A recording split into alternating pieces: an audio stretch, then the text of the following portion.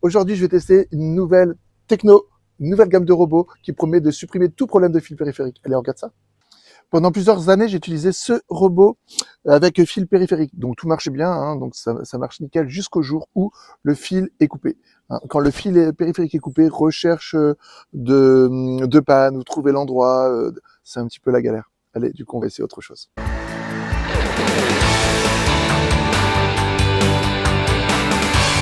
Allez, j'ai reçu mon VisionCloud de chez Works. Voyons voir ce que contient la boîte. Hein. Donc, bah, tout est bien installé. On aperçoit déjà le fonctionnement LiDAR et il y a une application à installer. Donc, bon, bah, c'est facile. Hein. On crée son compte, on va appareiller son robot tondeuse avec. On lui donne un nom. Voilà, il va trouver son Android directement. Bon, moi, je l'ai appelé Maison. C'est assez facile à faire. Donc, on a les manuels, la tondeuse, la station d'accueil. Hein. Donc, on a des moments de préparation, on nous explique les différents, comment il va reconnaître les objets, tout ça, on y reviendra plus tard. Alors surtout, on a la promesse d'une intelligence artificielle, de navigation Vision Cloud, d'une cartographie automatique, et puis surtout une installation facile, sans fil périphérique. On va voir ça tout de suite. Donc là, on s'apprête à tester le nouveau robot tondeuse de chez Works. On en était déjà super content du robot que l'on avait. Franchement, il est ultra efficace. Il y a quasiment pas besoin d'intervention humaine dans le sens où voilà, il détecte en fait les obstacles. C'est très rare qu'elle se coince. Je dirais à la rigueur que son seul défaut, c'était quand la terre est très molle, elle pouvait éventuellement se bloquer, voilà, dans des trous, des choses comme ça. Tout en sachant que quand il pleut, de toute façon, elle rentre en fait sur sa base là. Là, c'est la nouvelle base que Vincent est en train d'installer pour euh, pour le nouveau robot. Voilà. On voit hein, que le nouveau il est plus grand. Les roues, elles sont aussi beaucoup plus grandes. Je sais pas si vous arrivez à voir la différence. Voilà. En plus, je trouve que le design il est quand même assez sympa. Franchement, les canons. Alors pour info, j'ai pas mis d'accélérer sur la vidéo, hein, donc l'installation du robot sur sa station d'accueil, 1 minute 15. Hein, quand avant, il fallait faire tout le tour du jardin avec le fil périphérique, il y en avait pour des heures. Franchement, c'est génial. Allez, après, on lit la doc. Hein, bon, bah ça, voilà, hein, classique. Et on installe l'application. Moi, ça m'a pris 2 minutes. Franchement, en moins de 5 minutes, mon robot, il est prêt, efficace. Et on est OK pour le premier test. Alors, l'Android est toujours livré avec des lames d'avance. Hein. On regarde la notice un petit peu, comment ça se passe.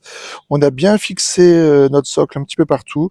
Il faut s'assurer qu'on capte bien le Wi-Fi dans notre jardin. Hein. Puis bon, bah après, un classique, un démarrage et ajouter la tondeuse à l'application. Allez-y. Ok, on a l'électricité, on a un petit voyant bleu Wi-Fi et vert pour la charge. On va allumer. Hop, ok. On a notre code à mettre au premier démarrage.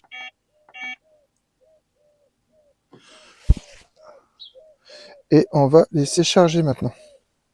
Alors un peu plus en détail, ici on a nos caméras avant. Hein. Ici on a la hauteur de coupe. Donc on peut régler de 1, 2 à 3. Donc souvent pour commencer on laisse à 3 hein, pour voir un petit peu comment ça se passe. Voilà, ici on descend la lame. Ok. Là c'est notre boîtier de communication. Ok. Ici c'est notre chargeur de batterie. Donc par rapport à l'ancien système, quand il s'ouvre, alors déjà, on a le QR code pour l'application, mais il se referme automatiquement. Et là, c'est le bouton d'arrêt d'urgence. Voilà, vous avez oublié quelque chose sur la pelouse, on arrête ici. Et là, c'est notre boîtier de contrôle. Après, on télécharge l'application. Allez, on est au premier démarrage. On a des rappels sur l'application, hein, donc sur les objets, le type de terrain, voilà les zones qu'on va pouvoir définir. Mais dans tous les cas, il part en configuration manuelle, en automatique. Hein. Donc l'Android va pouvoir partir, vous voyez, il détecte directement une bordure et il va cartographier automatiquement toute la zone. Donc en fait, on passe sur une cartographie en autonomie. Hein, vous voyez là, donc là il y a mon terrain, on est localisé, il détecte forcément les bordures, après les arbres, etc. Donc moi, ça a mis à peu près 1 heure un petit peu pour mon terrain. Hein, vous voyez, à chaque fois, il prend bien avec la caméra, avec le lidar. Il s'approche bien de chaque angle et fait tout le tour. Alors ça prend un petit temps, hein, forcément, et à ce moment-là, il coupe pas, il est juste en mode repérage. Dans Alors comme vous avez vu, ça a créé une première zone, mais on peut toujours faire une cartographie manuelle, donc aller le placer à un endroit pour ajouter une zone. On peut créer une zone, on peut créer un chemin ou on peut créer une zone d'exclusion. Si par exemple vous voulez, je sais pas, prévoir un endroit parce que vous voulez faire un massif de fleurs et pas tondre à cet endroit-là dans un premier temps, bah, vous pouvez faire une zone d'exclusion. C'est hyper bien conçu. Bon alors vous voyez, hein, moi j'ai une bordure en pierre, hein, mais bon bah notre Vision Cloud il serre la bordure, hein, il fait exactement ce que faisait mon câble périphérique avant, mais de manière plus précise parce qu'il passe vraiment à ras. Hein. Donc avant je passais mon câble, enfin un coup de fil hein, pour avoir quelque chose de nickel. Là on voit qu'il est vraiment en train de passer à ras. Alors avant mon fil il était ici, hein. Voilà, on le voit là hein, tout du long. Et ben lui il est passé, et je devais tout le temps faire les bordures. Lui il est passé direct. Ok, j'ai même pas besoin de faire les bordures, il est passé bien à ras. Et pour une première fois, franchement, c'est vraiment sympa. Bon, on va parler des types de tontes. Mais enfin, avant ça, là, vous voyez, là, les bordures, je suis vraiment bluffé. Moi, ça passe à ras de la piscine, ça vient vraiment compte. Pareil, le long de l'allée, donc ça, c'est top. Alors, ce qui est bien, c'est qu'on a un suivi hebdomadaire. Hein. Donc là, on voit mon Android. Là, la prochaine fois, c'est mardi qui va passer. On peut prévoir, j'ai mis une tonte par zone. Hein, le lundi, la zone 1 et 2. Voilà, on choisit les horaires. On peut lancer une routine de bord si on a besoin, ou juste une coupe si on veut faire à la demande. On a le retard de pluie qui peut être activé, hein, donc voilà. On peut choisir aussi la hauteur de coupe pour les deux zones. Donc voilà, je vais définir pour la zone 2 que je viens de créer la hauteur au plus bas, 30 mm. Voilà, on fait comme on veut. Hein. On sauvegarde. Vous avez vu, c'est rapide. Et puis après, on va pouvoir mettre la coupe intelligente des bordures. Donc dans ce cas-là, s'il détecte qu'il peut monter sur les bordures pour couper, il va le faire. Hein, donc ça marche. Ça marche bien. Bon bah là par exemple sur mon allée on voit qu'il longe bien à ras et quand on arrive au bout après il monte carrément dessus. Donc ça franchement c'est bien. Et ensuite vous voyez les lignes elles apparaissent à l'écran. Ça c'est un truc de dingue. On a l'impression qu'il y a un jardinier qui nous fait notre pelouse. Hein. Donc là on peut choisir notre angle. Donc voilà soit on met complètement parallèle. Hein. Donc là c'était la première utilisation. Hein. Donc bah, on peut mettre en damier, en diamant ou alors en naturel si on préfère. Mais on voit vraiment les lignes. Et ça c'est le rendu, il est juste dingue en fait. Hein.